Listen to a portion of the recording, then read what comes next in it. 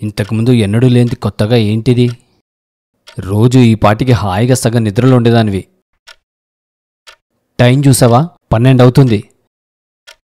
రేపు పొద్దున ఫోన్ చేయొచ్చంటే వినవేంటి? ఇంతకుముందంటే వాడు మనతో ఉండేవాడు. ఇప్పుడు దూరంగా ఉంటున్నాడని ఏదో తెలియని మిస్సింగ్ ఫీల్. వాడు పుట్టినప్పటి నుంచి ఇది మొదటిసారి వాడు పుట్టినరోజుకి మనతో ఉండకపోవడం. అయ్యో, మాటల్లో పడి మర్చిపోయా. 12 అయింది. నేను అర్జెంటుగా వాడికి కాల్ చేసి విష్ చేస్తే గానీ నా మనసు కుదుటపడదు.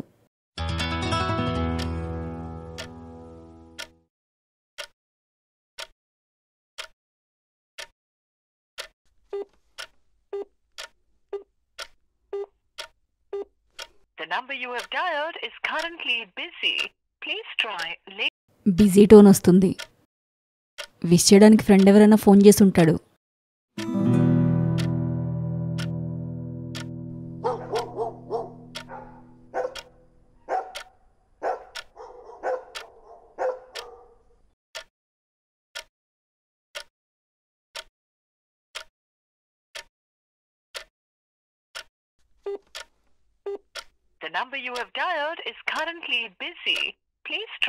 ఇంకా బిజీటోనే వస్తుంది.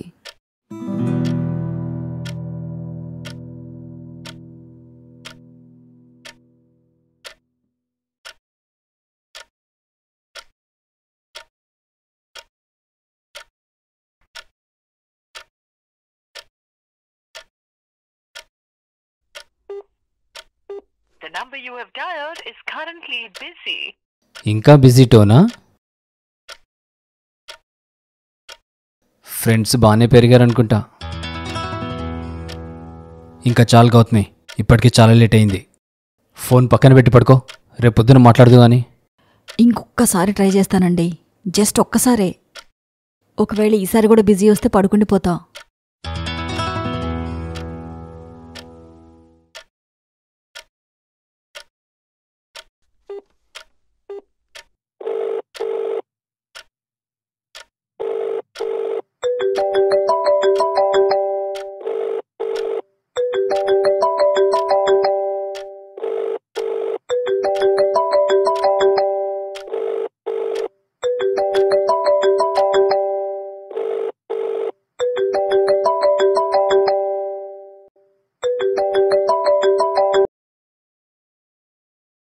హలో, హ్యాపీ బర్త్డేరా నాన్న.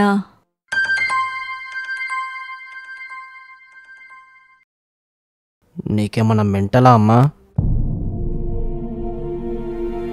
ఏమైందిరా? ఇంత రాత్రి పూట కాల్ చేసావేంటి? ఈరోజు నీ పుట్టినరోజు కదా నాన్న. రేపు డే అంతా కూడా నా పుట్టినరోజే అమ్మా. రేపు మార్నింగ్ కాల్ చేసి కదా. నన్ను నిద్రంతా జరగొట్టావు. ఇప్పటి వరకు ఫ్రెండ్స్ వచ్చేళ్ళారు. అప్పటి నుంచి బర్త్డే విషెస్ కాల్స్ వస్తూనే ఉన్నాయి. అవయ్యాక పడుకున్నానో లేదో మెంటల్ దాని లేక నువ్వు కాల్ చేసావు. సారీ నాన్న, నేను ఫోన్ పెట్టేస్తా. నువ్వు ప్రశాంతంగా పడుకో. నేను రేపు కాల్ చేస్తా.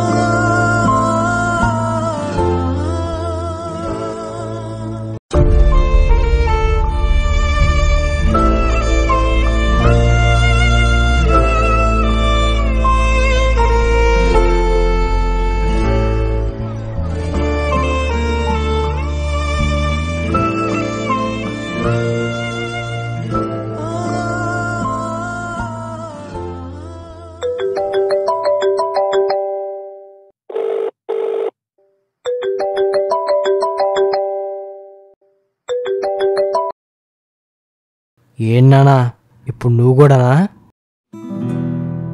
సారీరా, అమ్మ ఫోన్ చేసి నీ నిద్రంతా పాడు చేసింది. మరి కాదా? ఏం చేద్దాన్రా, నిజంగానే అమ్మ మెంటల్దిరా. వద్దు అని చెప్తే వింటే కదా, పొద్దుట్నుంచి ఓవర్ ఎక్సైట్మెంటు. నీ బర్త్డే అని వద్దన్నా ఉపవాసం ఉంది. రోజు టాబ్లెట్స్ వేసుకోవాలి. ఏం తినకుండా ఖాళీ కడుపున టాబ్లెట్స్ ఎలా వేసుకుంటావంటే మెంటల్ది ఏమన్నదో తెలుసా? నా చేతి వంట తినకుండా నా కొడుకేం తింటున్నాడో ఏంటో, నేను కూడా ఒకరోజు ఉపవాసం ఉండి టాబ్లెట్స్ తినడం మానేసి ఏమవుతుంది అని మొండికేసి తన పంతం నెగ్గించుకుందిరా.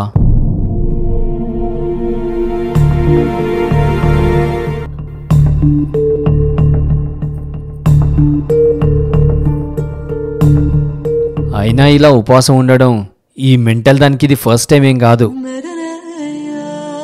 నువ్వు పుట్టినప్పటి నుంచి ఎన్నోసార్లు ఉపవాసం ఉంది. నీకు జలుబు జ్వరం వచ్చినప్పుడల్లా ప్రతిసారి పస్తులుండి మరి నిన్ను చూసుకునేది. ఈ మెంటల్ దాని అదృష్టం ఏంటో తెలుసా? నువ్వు పాకటం మొదలుపెట్టినప్పుడు మీ అమ్మ ప్రతిసారి తినటానికి కూర్చొని 2 ముద్దలు నోట్లో పెట్టుకోగానే సరిగ్గా అదే టైంకి నువ్వు పార్టీకి వెళ్ళేవాడివి. ఇంక ఈ మెంటల్ది తినటం ఆపేసి నువ్వు మొత్తం పార్టీ చేసే వరకు ఆగి ప్రాపర్గా నీ ముడ్డి కడిగి నిన్ను పడుకోబెట్టే ప్రాసెస్లో ఫుడ్ స్కిప్ చేసేసేది. ఈ మెంటల్ దాంది ఇంకో విషయం చెప్తే నువ్వు నవ్వుతావురా. నువ్వు వెళ్ళినప్పటి నుంచి ఎంత ఒక్కబోసినా ఏసీ వాడట్లేదురా. ఎందుకో తెలుసా? నా కొడుకు హాస్టల్లో ఏసీ లేకుండా పడుకుంటే నేను ఏసీలో ఎలా పడుకుంటానంటుంది. అయినా ఇది నథింగ్ రా. నువ్వు 9th మంత్ కడుపులో ఉన్నప్పుడు ఈ మెంటల్ దానికి డెలివరీ అయ్యే టైంలో ఏదో కాంప్లికేషన్ వచ్చిందిరా. సర్జరీ చేస్తే తల్లి లేదా బిడ్డ ఒకరికి రిస్క్ ఉంది, ఇద్దరిలో ఒకరికే గ్యారంటీ ఇస్తాము, ఎవరిని కాపాడమంటారని డాక్టర్స్ అడిగితే 1 సెకండ్ కూడా లేట్ చేయకుండా నేను వచ్చేలోపు నన్ను అడగకుండా డిసిషన్ తీసుకొని నా బిడ్డనే కాపాడండి అని ఫామ్ మీద సైన్ పెట్టేసింది.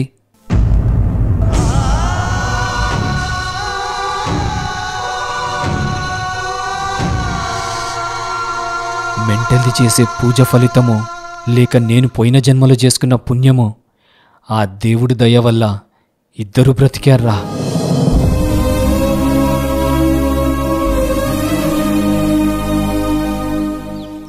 ఇంకప్పటినుంచి ఇప్పటి వరకు నీ మంచి చెడు కోసం ఎన్నెన్నో మెంటల్ పనులు చేసుకుంటూ వచ్చిందిరా. ఇంకా ఎన్ని మెంటల్ పనులు చేస్తుందో చెప్తూనే ఉన్నా. వాడు హాస్టల్లో ఉంటున్నాడు, చదువు ప్రెషర్ ఉంటుంది, పడుకొని ఉంటాడు, పొద్దున్నే తొందరగా లేవాలని. అయినా ఫోన్ చేసింది. సారీరా, నువ్వు పడుకో, నేను ఈ మెంటల్ దానికి చెప్తాలే. హలో హలో నాన్న.